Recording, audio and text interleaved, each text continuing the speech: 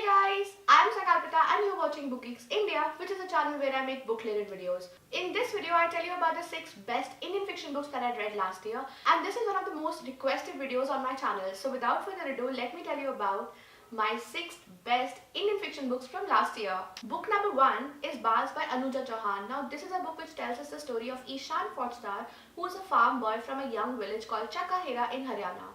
Now, he doesn't like his dad much, in fact they don't get along, and that is why he enrolls himself in the Indian Air Force and gets selected. Over the course of these years, he becomes an IAF pilot and flies Gnat, which is a tiny fighter plane. Ishan Faujdar, who is also called Baz by his fellow pilots and friends, is deeply patriotic and loves India. The only thing that he wants is to serve his motherland and claim glory for himself, but that is until he meets Tehmina Dadiseth, who is a famed beauty. So this book is the love story of these individuals who are extremely different from each other, but it's not just a love story, it's also a dedication, a tribute to our fighters, our men in uniform, and it's much more than that. It has chick lit, it has humor, it has a lot of drama. So it's a complete entertainment apart from being a love story, and also it has elements of historical fiction because the backdrop is the 1971 war of Bangladesh. Basically, it's a classic Anuja Chauhan entertainer, and that makes it one of my best reads of the year 2017. The second book that I want to talk to you about is Trust Me Not by Ankita Verma. So this again is a book which has all the elements in it. It has drama, it has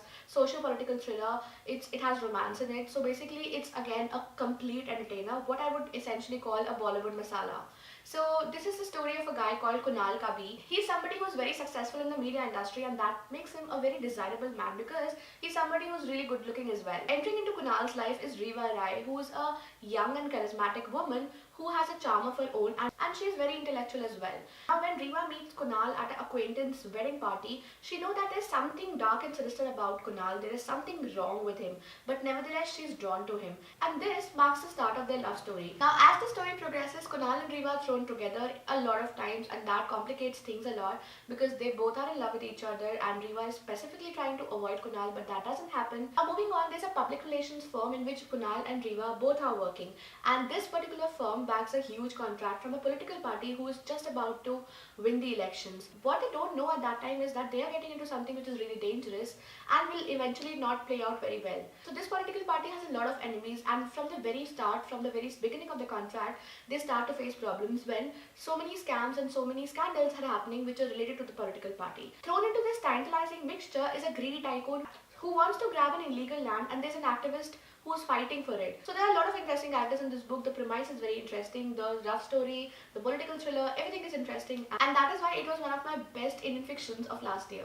The third book that I want to talk to you about is Harappa, Curse of the Blood River by Vineet Bajpayee. Now this is a book which is a mix of historical and mythological fiction, and the story takes you from the Benares of 2017 AD, from the Delhi of 2017 AD, Rome of 2017 AD to the Harappa of 1700 BCE. Now there is an ancient curse which binds the bloodline of two really important figures. One is Vivaswan Pujari, who lived in the Harappa of 1700 BCE. He was a revered man. He was half human, half god, respected by all and all powerful. But then something sinister happened which he could not control, and that transformed him into an evil man. On one hand we have this guy, Vivaswan Pujari, and on the other hand we have a guy called Vidyut, who is a very successful Delhi-based entrepreneur, but he's summoned urgently to Benares to an impregnable Dev Rakshasa mutt where his grandfather Dwarka Shastri waits for him. Because he has to tell Vidyut about a blood curse that binds his destiny. He has to tell him about a secret that they have been harboring for 1200 years.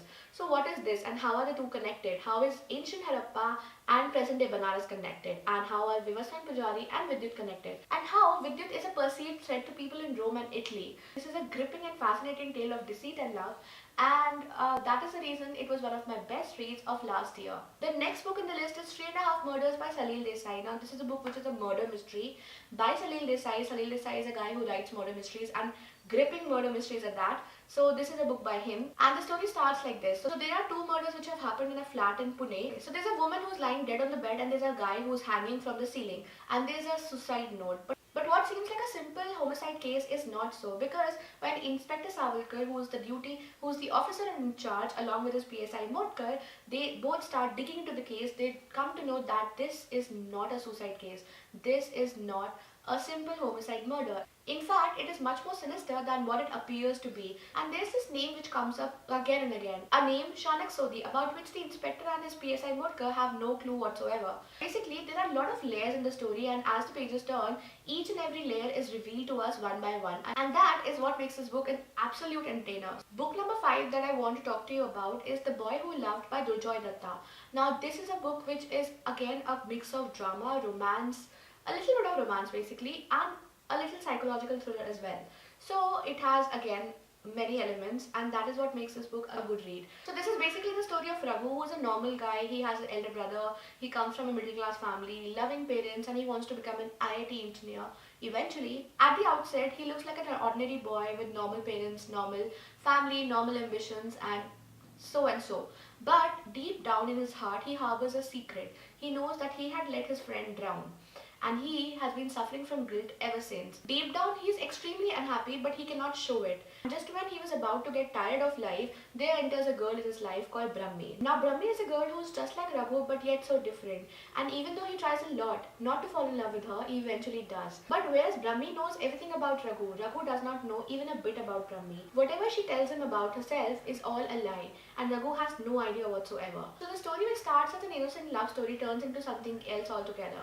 And there's a lot of drama in it. And that is probably the reason why this book was one of my best reads of 2017. The last book on my list is Amish Tripathi's Sita, Warrior of Mithila. The story is centered on Sita, the central character is Sita, and this book tells us her story. Even though many events in the book 1 and book 2 are similar, this book again makes for a gripping read, a compelling read, and that is probably why this book is on my best Indian fictions of 2017 list. So guys, these are the best Indian fiction books, 6 best Indian fiction books that I read in 2017. And if you enjoyed this video, please don't forget to hit that like and comment, guys. It makes a lot of difference to small YouTubers like us. And that's it from me in this video, guys. Until the next video, which will be pretty soon. Bye.